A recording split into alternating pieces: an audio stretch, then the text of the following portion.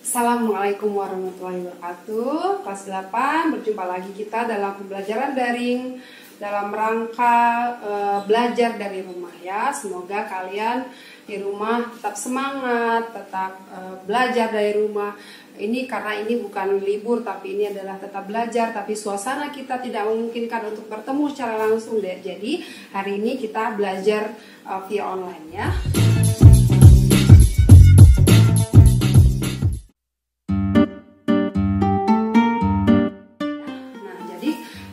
Kita akan belajar unsur-unsur negara kesatuan Republik Indonesia. Nah, tujuan kita belajar pada pagi hari ini adalah agar kalian tahu sebagai negara kesatuan Republik Indonesia, sebagai sebuah negara, apa saja unsur-unsur yang ada di dalamnya, apa saja unsur-unsurnya ya.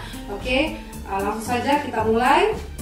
Nah, unsur yang pertama adalah wilayah negara kesatuan Republik Indonesia. Nah, jadi syarat sebuah negara itu berdiri, yang pertama itu adalah wilayah.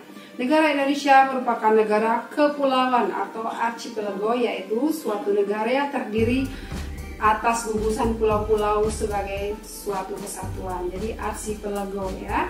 UUD 1945 pasal 18 ayat 1 menegaskan bahwa wilayah NKRI dibagi atas daerah-daerah provinsi, dan daerah provinsi itu dibagi atas kabupaten dan kota.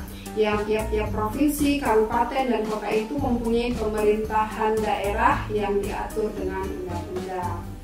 Oke, kemudian unsur yang kedua adalah rakyat Indonesia.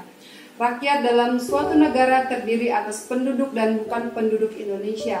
Penduduk terdiri atas warga negara dan bukan warga negara. Pasal 26 UUD 1945 yaitu yang menjadi warga negara ialah orang-orang bangsa Indonesia asli dan orang-orang bangsa lain yang disahkan dengan undang-undang sebagai warga negara.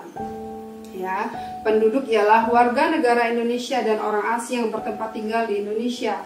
Hal-hal mengenai warga negara dan penduduk diatur dengan undang-undang. Nah, jadi penduduk itu adalah warga negara Indonesia dan warga negara asing yang dia tinggal di Indonesia itu juga dikatakan sebagai penduduk. Tapi yang dikatakan sebagai warga negara menurut pasal 26 adalah orang-orang bangsa Indonesia asli dan orang-orang bangsa lain yang disahkan oleh undang-undang. Jadi memang ada orang-orang bangsa lain yang diangkat statusnya menjadi warga negara Indonesia dengan ketentuan-ketentuan yang sudah diatur dalam undang-undang ya. Nah, syarat menjadi warga negara itu apa saja sih? Banyak ya, tapi tanda bahwa kita sebagai warga negara Indonesia itu adalah memiliki KTP bagi yang sudah berusia 17 tahun ya. Kemudian penduduk Indonesia adalah setiap warga negara Indonesia dan orang asing yang bertempat tinggal di Indonesia. Itu tadi sudah ya. Orang asing memperoleh status penduduk apabila memenuhi persyaratan tertentu seperti jangka waktu tinggal, jaminan pekerjaan, tujuan, dan sebagainya. Setiap orang asing yang ada di Indonesia merupakan penduduk, seperti orang asing yang sedang menjadi wisatawan di Indonesia atau sedang singgah di Indonesia untuk melanjutkan perjalanan ke negara lain. Jadi tidak setiap orang asing yang ada di Indonesia itu adalah penduduk ya, mereka hanya sebagai pelancong atau wisatawan ya. Dengan demikian, warga negara Indonesia ada yang menjadi penduduk Indonesia dan bukan penduduk Indonesia, seperti para tenaga kerja Indonesia yang bekerja di negara lain, bukan penduduk Indonesia. Juga tidak setiap penduduk Indonesia merupakan warga negara Indonesia. Misalnya kita punya TKI di Malaysia, dia bukan penduduk Indonesia, tapi dia adalah warga negara Indonesia selama dia belum melepas warga negaraannya ya. Juga tidak setiap penduduk Indonesia merupakan warga negara Indonesia, paham ya? Jadi penduduk itu kan bisa saja orang asing yang tinggal di Indonesia dalam jangka waktu yang lama, tapi dia bukan warga negara Indonesia. Misalnya orang Jerman tinggal di Indonesia selama 1 atau 2 tahun, dia memang penduduk tapi dia bukan warga negara Indonesia. Kalau dia bukan warga negara, dia tidak memiliki hak-hak sebagai warga negara. Misalnya dia tidak boleh ikut pemilu dan lain sebagainya ya. Kemudian seseorang yang menjadi penduduk Indonesia akan memperoleh KTP. Coba kalian amati KTP orang tua kalian. Apa saja data yang ada dalam identitas KTP-nya. Perbedaan status kewarganegaraan dan penduduk akan mengakibatkan perbedaan hak dan kewajiban mereka. Itu tadi ya. Kalau dia warga negara Indonesia dan warga negara asing, pasti hak dan kewajibannya akan berbeda. Juga perbedaan jaminan perlindungan hukum. Kalau warga negara Indonesia kan dilindungi oleh hukum Indonesia, kalau warga negara asing dilindungi oleh hukum negaranya, ya. Contoh yang berhak menjadi presiden adalah warga negara Indonesia. Tidak bisa misalnya orang Cina, dia belum menjadi warga negara Indonesia, dia mau menjadi presiden, itu tidak bisa walaupun dia sudah menjadi penduduk Indonesia selama bertahun-tahun, ya. Kemudian yang berikutnya adalah, yang ketiga adalah pemerintahan yang berdaulat. Jadi unsur-unsur negara yang ketiga itu adalah adanya pemerintahan yang berdaulat. Kekuasaan pemerintah dalam negara republik pada dasarnya merupakan mandat dari rakyat. Rakyat yang memegang kekuasaan karena kedaulatan ada di tangan rakyat. Pemerintahan dalam penyelenggarakan pemerintahan berdasarkan hukum yang berlaku, tidak atas dasar kekuasaan belaka. Ini berdasarkan pasal 1 ayat 2 bahwa kedaulatan berada di tangan rakyat dan dilaksanakan menurut Undang-Undang Dasar. Dan pasal 1 ayat 3 menegaskan bahwa negara Indonesia adalah negara hukum. Ini merupakan landasan hukum pemerintahan di Indonesia, ya, jadi pemerintahan yang berdaulat. Nah, unsur yang keempat adalah pengakuan dari negara lain.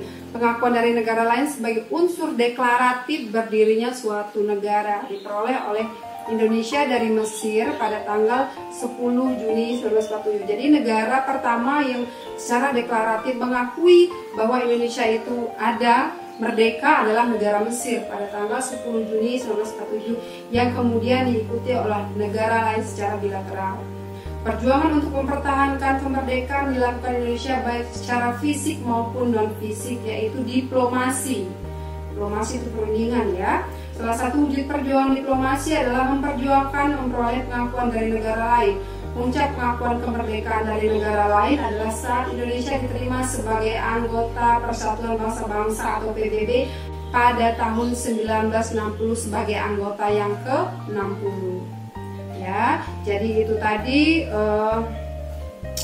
materi tentang unsur-unsur negara Kesatuan Republik Indonesia. Ada 4, ya. Yang pertama tadi ada wilayah, kemudian ada rakyat, kemudian pemerintahan yang berdaulat, ya, dan yang terakhir adalah pengakuan dari negara lain, ya.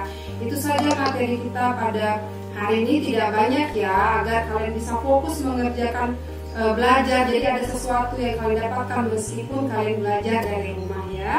Jadi sekarang kalian kerjakan tugas. Miss Fitri ada 3 soal di sini yang harus kalian kerjakan. Soal yang pertama, tuliskan bentuk perjuangan mempertahankan NKRI melalui jalur diplomasi. Jadi jalur diplomasi itu kira-kira apa saja? Kalian boleh cari sumbernya di buku atau internet, ya. Kemudian yang kedua, tuliskan hal-hal yang perlu dihindari agar keutuhan NKRI bisa terjaga. Nah, ini pendapat kalian sendiri, ya. Kemudian yang ketiga, tuliskan ancaman terhadap keutuhan NKRI saat ini. Ini juga kalian teliti, kalian cermati dari peristiwa yang terjadi belakangan ini, apa saja yang kira-kira menjadi ancaman terhadap keutuhan NKRI, ya. Jawaban kalian tolong tuliskan di kolom komentar. Agar apa? Agar Miss Fitri bisa merekam atau mencatat hasil jawaban kalian, mencatat skor kalian dari kolom komentar, ya. Oke, demikian. Kalau ada hal yang belum jelas atau ada hal yang ingin ditanyakan, silakan kalian chat pribadi ke WhatsApp Miss Fitri. Oke, selamat bertugas, selamat mengerjakan, tetap jaga kesehatan, tetap jaga kebersihan di rumah aja, dan semoga kita semua selalu dalam lindungan Allah Subhanahu wa Ta'ala. Demikian, assalamualaikum warahmatullahi wabarakatuh.